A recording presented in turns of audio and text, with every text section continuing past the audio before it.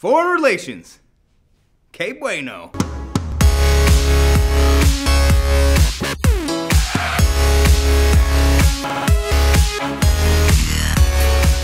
After defeating Britain, the Americans were feeling pretty good. There are no major political divisions. This leads to national unity. This whole thing is called the era of good feeling. Oh yeah. Americans began to view themselves as equal, or even better than Europe.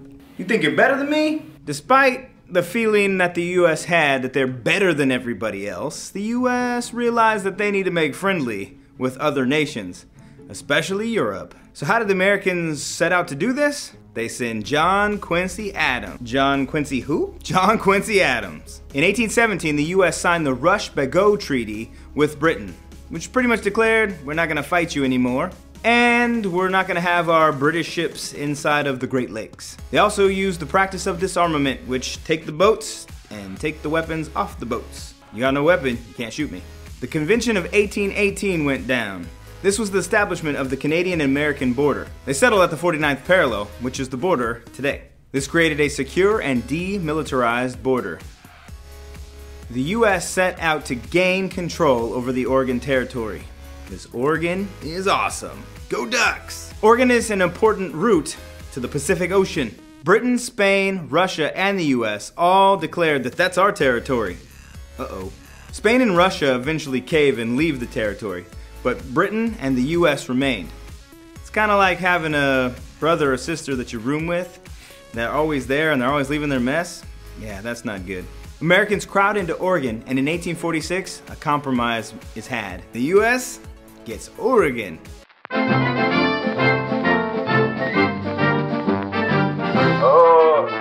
Good evening, Rick. I hear that you want Oregon, and that's ours. Well, cheerio, old chap. Oregon is definitely ours. You can have Canada. Good luck. Wear your long johns. God bless America, and God bless Iron Man. Relations with Spain. Spain owned East and West Florida.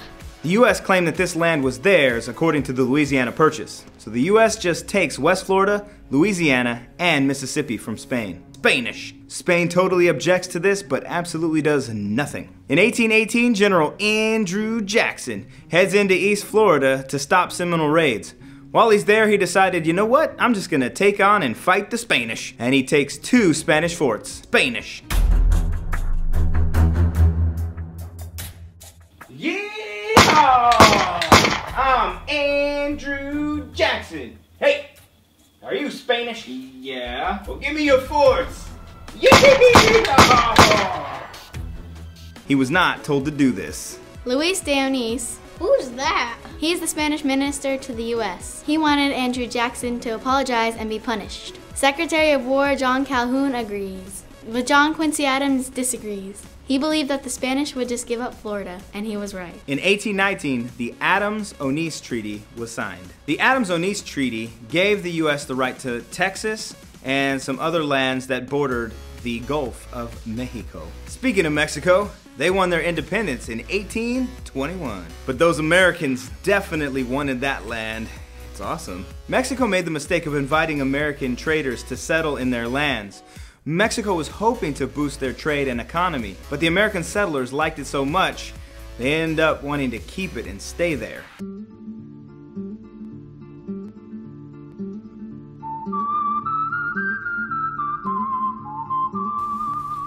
Well, hey there, Mexico. How goes it? Hola, United States. ¿Cómo estás? Buen, amigo. You, got some nice land down there in Texas. That's true. Mind if we, trade? Okay. Come on, man.